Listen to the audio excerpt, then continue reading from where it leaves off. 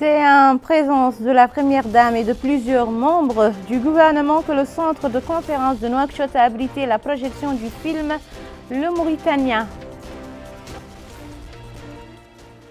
Le ministre du Développement rural s'informe à Kermassen de la préparation des machines agricoles pour la saison des récoltes.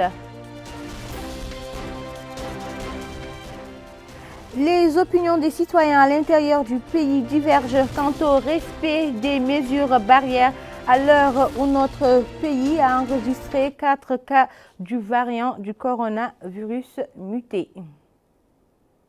Merci de vous joindre à nous. Alors, comme annoncé dans les titres, la Première Dame, Madame Mariam Fadel-Dah, a assisté hier soir à la projection du film Le Mauritanien. Ont également pris part à cette cérémonie plusieurs membres du gouvernement. Le film se base sur les mémoires de l'ancien prisonnier de Guantanamo, M. Mohamed Ould Salahi.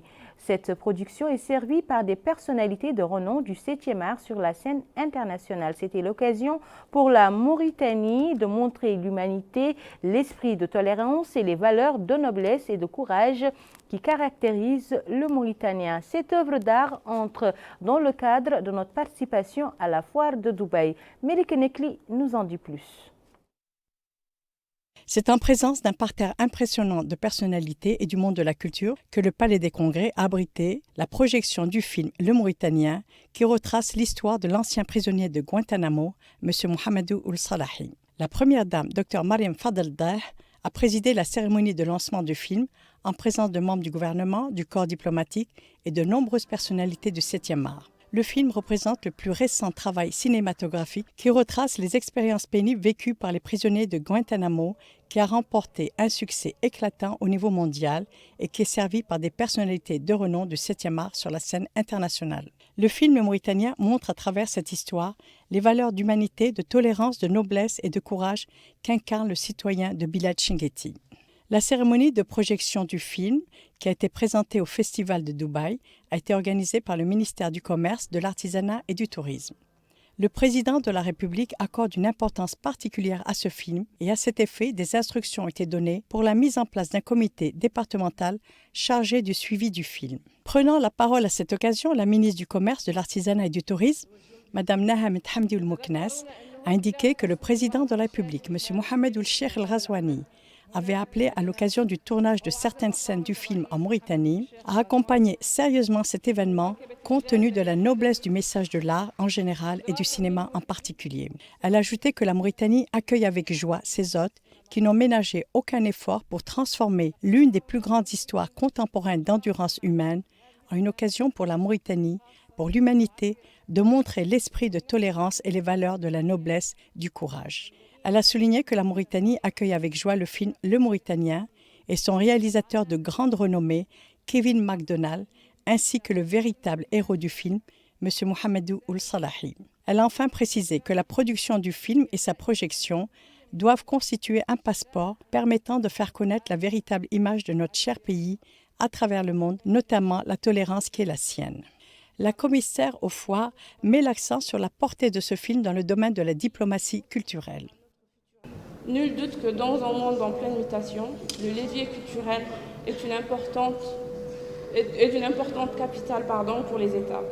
Alors, quoi de plus pertinent que de dynamiser notre présence à l'exposition de Dubaï 2020 par la diplomatie culturelle à travers ce film et c'est lui qui l'inspire. Le film a été réalisé par une personnalité de renom du 7e art ayant reçu plusieurs Oscars, Kevin MacDonald.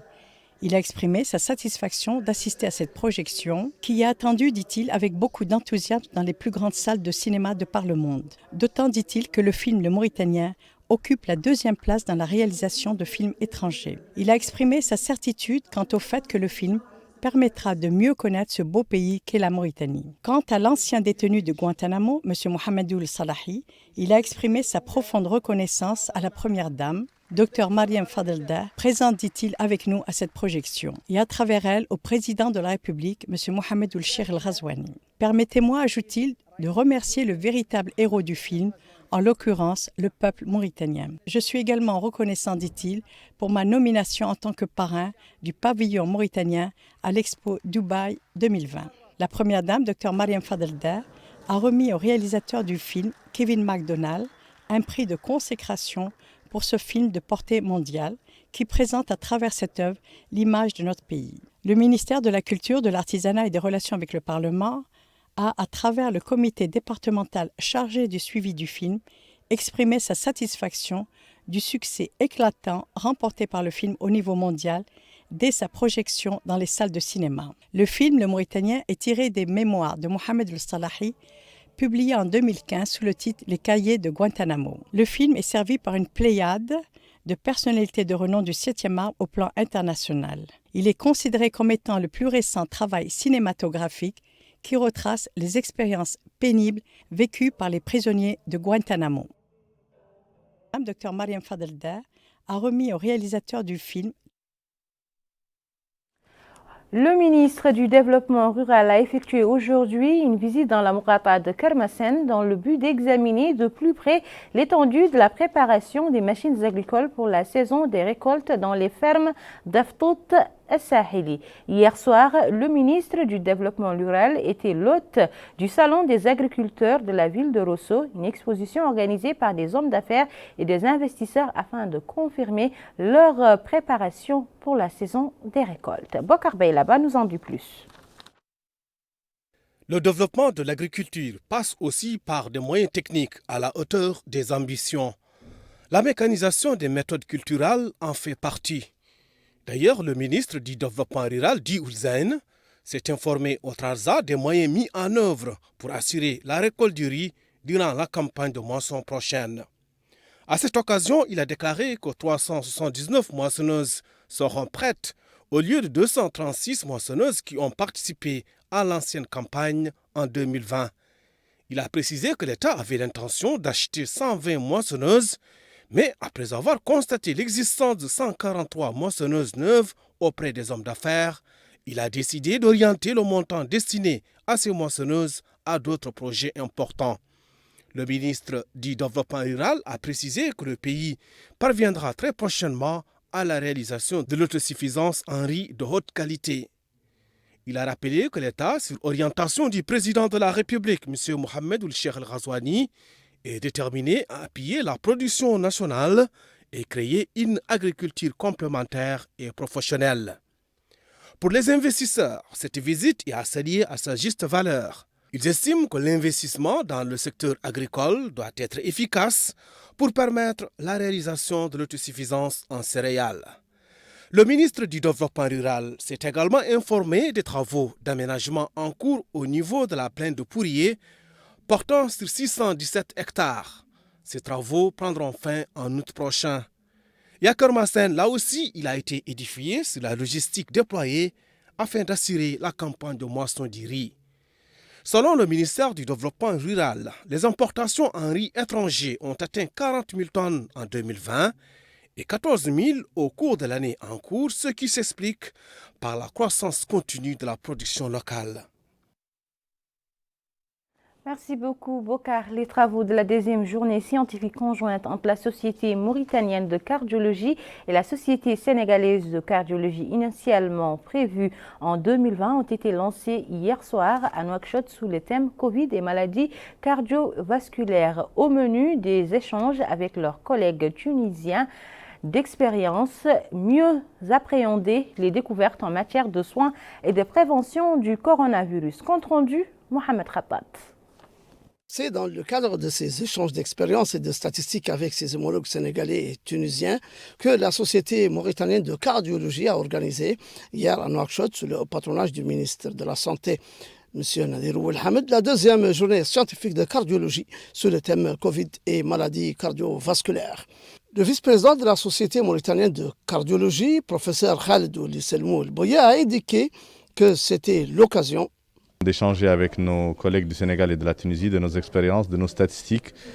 Et nous avons remarqué une grande similitude entre notre vécu de cette maladie et nos points de vue, aussi bien chez nous que dans les pays voisins, notamment le Sénégal.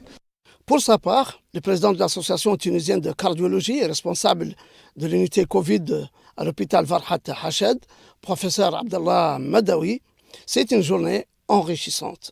Du point de vue surtout de la prévention de cette maladie et essentiellement les complications cardiovasculaires et surtout les attitudes thérapeutiques et les algorithmes de prise en charge de cette maladie, surtout s'il nous concerne au niveau de maladies cardiovasculaires. De son côté, le président de la Société sénégalaise de cardiologie, professeur Abdul Khan, a précisé qu'il s'agit de consolider les axes de collaboration. Nous avons donc passé en revue cet impact dans ses différents aspects sur le fonctionnement de nos services, sur le fonctionnement de nos activités médico-chirurgicales, sur l'impact des maladies cardiovasculaires sur le Covid. Et on s'est rendu compte d'ailleurs que ce sont les maladies cardiovasculaires qui constituent les principales causes de comorbidité et souvent associées au décès. Il importe de noter que cette journée médicale s'est déroulée en présence du directeur du Centre national de cardiologie, du représentant de l'Organisation mondiale de la santé, ainsi que de nombreux médecins et acteurs de la santé. Venons-en maintenant à l'actualité relative à la situation épidémiologique dans le pays. Le ministère de la Santé a annoncé dans son point de presse quotidien l'enregistrement de 35 cas de coronavirus et 17 guérisons au cours des dernières 24 heures. Cela porte le nombre total de personnes atteintes depuis le début de l'épidémie dans notre pays à 19 149 cas, dont 18 266 guérisons et 458 décès. Les écoles à Monguel cherchent à venir à bout de la pandémie de corona et ce, en intensifiant la sensibilisation et pour le respect strict des mesures préventives, tandis que dans les marchés de Kifa, nos reporters ont constaté un laxisme quant au respect des mesures barrières. Bokar là-bas. Pas de répit dans la campagne de sensibilisation contre le coronavirus, en dépit de la tendance baissière. Au marché central de Kifa, en Assaba, le réflexe de port de masque semble disparu. Pourtant, le risque de contracter le virus est toujours là. D'ailleurs, certains individus ne comprennent pas ce relâchement. Pour eux, la pression dans la sensibilisation et le respect des gestes barrières ne doivent pas fléchir. En d'autres termes, la baisse des cas de Covid-19 et le début de campagne de vaccination ne doivent pas faire oublier que le virus rôde toujours. Direction Monguel au Gorgol. Élèves et éléments d'encadrement sont toujours tenus de respecter les gestes barrières. Cela se traduit par le lavage des mains au savon avant l'accès des salles de classe. À cela s'ajoute le port de masque. Amadou Hamadiba et le directeur de l'école 3 de Monguel affirment que l'établissement ne ménage aucun effort dans la lutte contre le coronavirus, précisant que le message de sensibilisation est constamment répété dans les salles de classe. Au lycée de la ville, là aussi c'est le même principe qui est appliqué, faire barrage à la propagation du virus. D'ailleurs, le directeur des études affirme que le port de masque et le lavage des mains au savon sont devenus des réflexes pour les élèves et tous ceux qui exercent dans l'établissement. On ne le dira jamais assez, mieux prévenir que guérir. Développer les compétences des jeunes et les encourager à jouer pleinement leur rôle dans le développement économique et culturel de la wilaya de l'Assaba, tel est l'enjeu pour l'association Selam qui est associée aux autorités administratives locales pour lancer une série d'activités dans la ville de Kifa. Le point avec Mohamed Khattat. Dans le souci de faire bouger la société civile à Kifa, l'association Selam a organisé en collaboration avec les autorités administratives locales plusieurs activités pour les jeunes de la ville.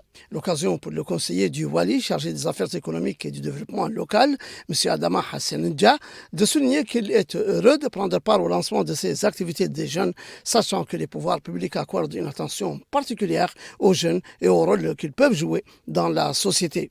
Ils sont, dit-il, l'avenir et sont les piliers du développement économique et culturel. Encadrer les jeunes, animer la scène culturelle dans la wilaya pour qu'ils jouent pleinement leur rôle dans la construction nationale au présent et dans le futur, telles sont les ambitions de cette association. Pour El Hassan ou El Bilal, président de l'association Selam, la jeunesse représente une force vive qui doit être mise au service du développement. et de rappeler le hadith du prophète Mohammed sallallahu alayhi wa sallam, soulignant que tous les biens est dans la jeunesse, tout commis et tout le mal. Raison alors, dit-il, d'aller au-devant des jeunes pour les encourager à développer des compétences utiles et durables, répondre à leurs préoccupations et à leurs attentes pour contribuer à une vie en société harmonieuse. Il est à noter que le plan d'action de cette association précise qu'ils font accompagner les activités des jeunes prévues pour le restant de l'année. Hier soir, le Ribat national, la Ligue d'appui au peuple palestinien, a organisé une manifestation culturelle en faveur de la cause palestinienne en présence d'un certain nombre d'imams et de personnes intéressées par les affaires culturelles du pays. La manifestation a été témoin de plusieurs interventions axées sur l'importance de la cause palestinienne et son soutien en tant que cause islamique que tous les musulmans doivent défendre, quelle que soit leur appartenance ou leur langue. La défense de la mosquée de l'Aqsa est le devoir de tous. Les participants à cette manifestation ont souligné que tous les musulmans devraient s'engager à tous soutenir le peuple palestinien et renforcer sa fermeté afin de libérer la mosquée de l'Aqsa de l'occupation sioniste. Une page sportive à présent dans ce journal avec la clôture à Nema hier soir du championnat départemental de football. Le tournoi a été marqué par la participation d'équipes de différentes tranches d'âge qui ont eu la chance de disputer 89 matchs. Plus d'informations avec Mariam Ahmed Mahjoub. C'est après 4 jours de compétition entre 8 équipes de handi basket que la clôture de la 3e édition de la Coupe du Président de la République du basketball a été déroulée aujourd'hui à l'Institut supérieur des jeunes et du sport à Dar Naïm. Cet événement sportif a été organisé par la Fédération nationale des handicapés. Le directeur du sport de masse, M. Issa Oulardaf, a exprimé sa joie et sa fierté de voir ces basketteurs qui sont handicapés jouer avec aisance et professionnalisme. Il a ajouté que ce genre de compétition s'inscrit dans le cadre du programme ambitieux de son Excellence, le Président de la République, M. Mohamed Ould Cheikh Al Ghazouani, qui accorde un intérêt capital à cette frange fragile de la société en l'assurant et en l'intégrant dans les différents domaines de vie. La dernière jour de compétition a été marquée par la qualification de l'équipe de Dar Naïm qui a battu l'équipe de Tafragh Zeina. Le maire de la commune de Dar Naïm, M. Mamma Ould Qutb Ould Ali Cheikh Mamma, a quant à lui félicité son équipe gagnante de la Coupe. Il a déclaré que c'est un triomphe de toutes les équipes participantes et pas seulement pour l'équipe de Dar Naïm. Il a exprimé le souhait que ce championnat soit répété pour plusieurs années après. Le président de la Fédération des handicapés, M. Mohamed Ould Ahmed Mourid, a loué l'organisation de la 3e édition du championnat des handi basket en ajoutant qu'ils sont en préparation pour participer à un autre championnat international, cette fois-ci avec le club de foot sourd le mois de juin. Il a ajouté qu'ils suivront un plan minutieux afin de réussir ces compétitions sportives. À la fin de cette cérémonie, le trophée de la Coupe du Président de la République a été remis au capitaine d'équipe gagnante, celui de Dar Naïm, puis la 2e trophée de Dauphin qui a été remis au capitaine de l'équipe de Tafragh Zeina, ainsi que le 3e et le 4e prix qui ont été remis successivement aux capitaines de Nouadhibou et de Riyad à la fin de ce championnat. Nous restons dans le domaine du sport avec l'adage « un esprit sain dans un corps sain ». À cet effet, quoi de mieux que le sport pour sensibiliser et lutter contre les méfaits de la drogue sur la jeunesse? Et c'est dans cet esprit que se sont tenues les compétitions de la première édition du championnat de futsal organisé sous le slogan « Non à la drogue, non au crime, oui à l'unité nationale ». Najia Jekane. Cet événement sportif s'est déroulé au stade du Jardin des Princes à Nouadhibou. Cette rencontre entre dans le cadre de la sensibilisation sur les conséquences de la drogue et du comportement nuisible dans le milieu de la jeunesse. Le premier tournoi de Kyliami pour le foot en salle est organisé sous le slogan « De non à la criminalité, non à la drogue, oui à l'unité nationale ». Cet événement s'est déroulé en présence des officiels, des élus et des représentants des associations sportives au niveau local. À cette occasion, M. Dedehoul Bouerkebeb, président du club Kellami, a indiqué que cet événement vise essentiellement à la définition du football dans les salles. Il a souligné que notre équipe nationale représente notre pays en Égypte. Il a mis en exergue les dangers de la drogue et la nécessité de l'unité nationale. Les participants ont au nom des équipes loué cette activité sportive qui vise à sensibiliser la jeunesse contre la drogue et contre la dépravation. Au cours de cette cérémonie, le conseiller du Wali de Dakhlet Nouadhibou, M. Mohamed El Mustafa Ould Mokhtar, a donné le signal du lancement du match d'ouverture opposant l'équipe de Saleh et l'équipe de la Société de la Pêche. 12 équipes participeront à cette compétition qui durera 10 jours. Le chef des encadreurs, M. Omar Sy, a mis l'accent sur l'importance du sport qui contribuera à la lutte contre la drogue et les crimes. De son côté, M. Alioul Abdarrahman, chef d'une équipe participante, a précisé que cette activité a pour but de lutter contre la propagation du crime et de la toxicomanie. Cette activité sportive entre dans le cadre d'une campagne de sensibilisation réalisée par les autorités régionales. Retour à Nouakchott où s'est tenue hier soir la 3e édition de la Coupe du Président de basketball en fauteuil roulant. L'équipe qui a remporté cette coupe représentera notre pays dans les championnats sportifs internationaux pour cette catégorie de personnes ayant des besoins spécifiques. Mariam Ahmed Mahjoub.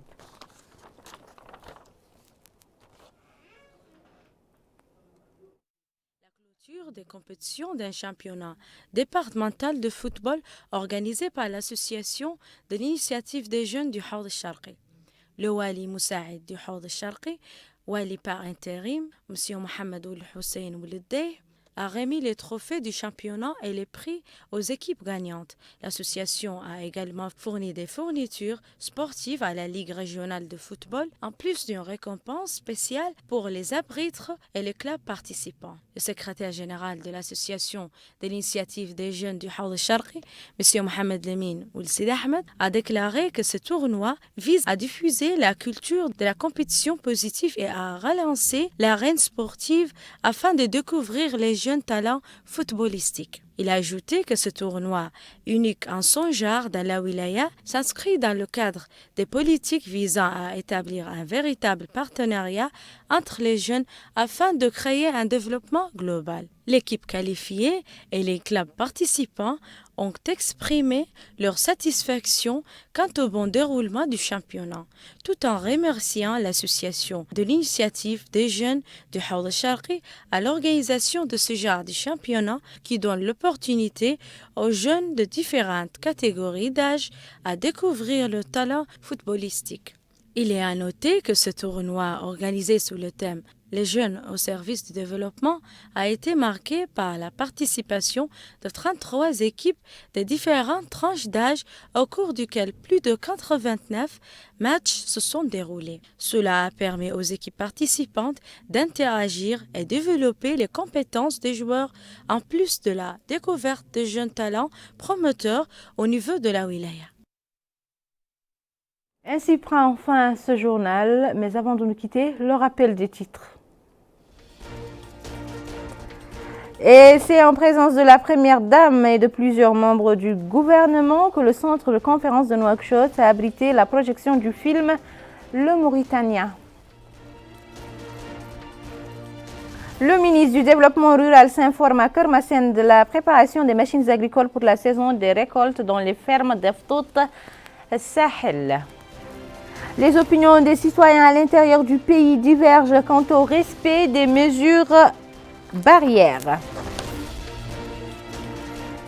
Où que vous soyez, c'était un réel plaisir pour moi de partager avec vous ces moments d'information. Le JTF revient demain soir, comme chaque soir et à la même heure, Inch'Allah. En attendant, passez d'agréables moments en compagnie de votre chaîne nationale Al Mauritania.